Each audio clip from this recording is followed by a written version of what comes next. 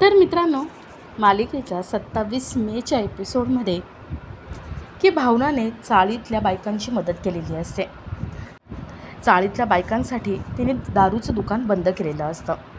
दारूचं दुकान बंद केल्यामुळे दुकानदार खूप चिडतो आणि रात्रीच्या वेळेस भावना एका ठिकाणी उभी असते. त्यावेळेस तो दुकानदार तिथे येतो. तो दुकानदार म्हणतो, माझं दारूचं दुकान तू बंद केलं आहेस ना, आता एवढ्या दारूचं मी काय करू? तो माणूस भावनाच्या अंगावर दारू ओततो आणि तिथून निघून जातो. भावना खूप घाबरलेली असते. तर इथे विश्वा, जानू किचनमध्ये काम करत असतात. जयंत मीटिंगसाठी बाहेर गेलेला असतो. विश्वा जानूला म्हणतो, जानू तो टेडी बेअर इथे घे.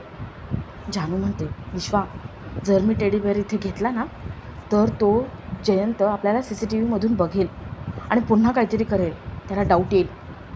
विश्वा म्हणतो, नाही जानू, आपण दोघं कामच करतोय ना. तू एक काम कर, तू आहे ना जा आणि मी सांगितलं आहे त्या पद्धतीने कर. जा, घाबरू नकोस, तो टेडी बेअर घेऊन ये. जानू टेडी बेअर घेऊन येते. तर इथे लक्ष्मी निवासच्या घरी लक्ष्मीचा भाऊ येतो. तो कारमधून खाली उतरतो आणि लक्ष्मीच्या घरात येतो. एवढ्या वर्षानंतर भावाला बघून लक्ष्मीला खूप चांगलं वाटतं. तिच्या डोळ्यात पाणी येतं. ती भावाचं स्वागत करते आणि त्याला आतमध्ये घेते.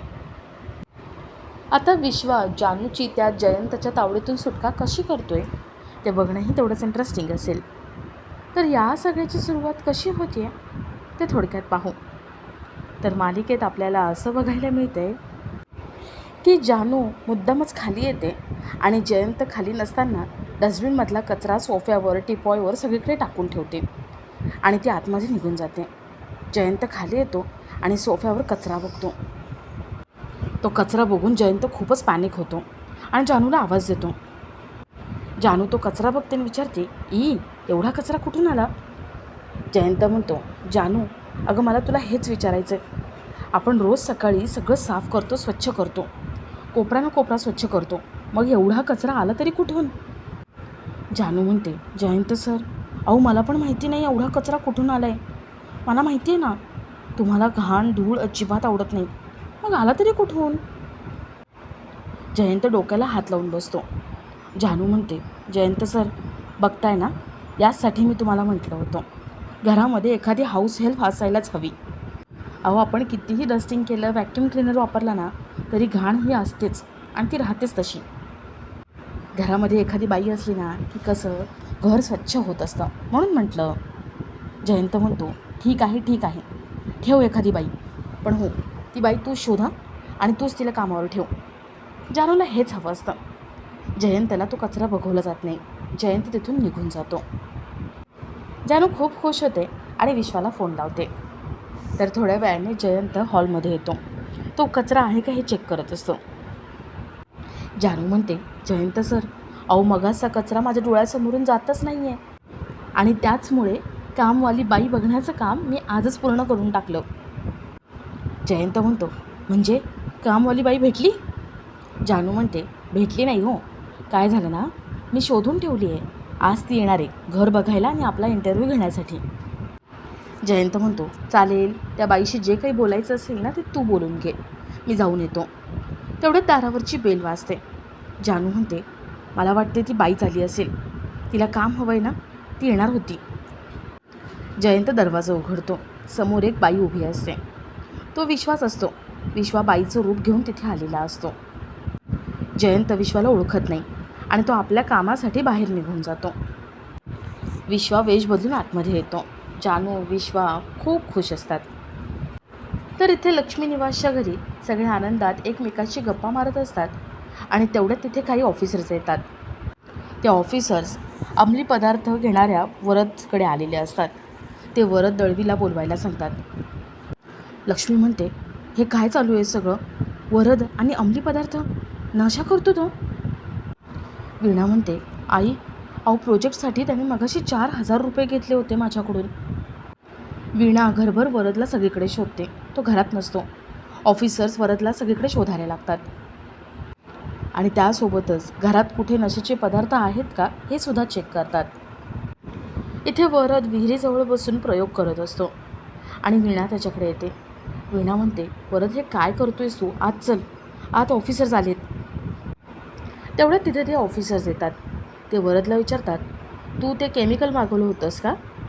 वरद म्हणतो, हो, माझं प्रोजेक्ट पूर्ण करायचं आहे त्यासाठी मी मागवलं होतं. वरद आपलं नेमकं प्रोजेक्ट काय आहे हे दाखवतो आणि ते प्रोजेक्ट दाखवत असताना मोठा स्फोट होतो. समोरून संतोष येत असतो. संतोषच्या तोंडावर सगळं काळं फासलं जातं. त्या ऑफिसरची खात्री पटते की वरद काही अंमली पदार्थ घेत नाही आहे. त्याने प्रोजेक्टसाठीच हे पदार्थ मागवले होते. तर इथे जानू त्या मावशी ज्या आल्यात कामाला, म्हणजे विश्वा आला आहे, त्याचा इंटरव्ह्यू घेत असते. तेवढ्यात तिथे जयंत येतो. जानू आतमध्ये निघून जाते आणि जयंत विश्वाची म्हणजेच त्या मावशींची इंटरव्ह्यू घ्यायला लागतो. त्या कुठे काम करत होत्या, किती वर्ष झाले काम करतायत, कसली कसली कामं येतात त्यांना, हे सगळं तो विचारून घेतो.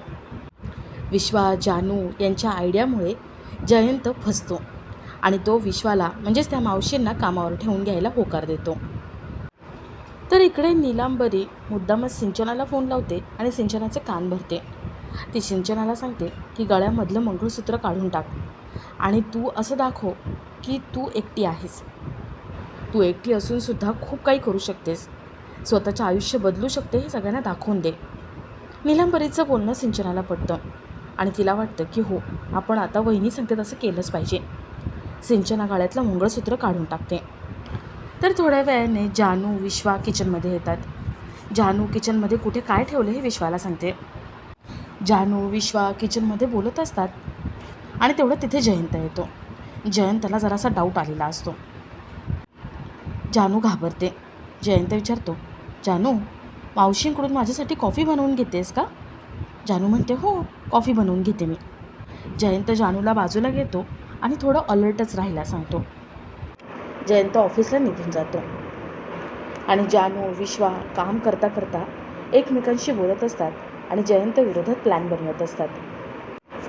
तर इथे भावना सिद्धू चाळीतल्या बायकांचे प्रॉब्लेम सॉल्व्ह करायला येतात. चाळीतल्या बायकांना त्यांचे नवरे मारहाण करत असतात, दारू पिऊन तमाशा करतात, खूप मारहाण करतात आणि भावनाला या सगळ्याचं वाईट वाटतं. भावनाला त्या बायकांसाठी काहीतरी करायचं असतं. भावनाला वाटतं की दारूचं दुकानच बंद करायला हवं, म्हणजे सगळे प्रॉब्लेम पुढचे सुटतील.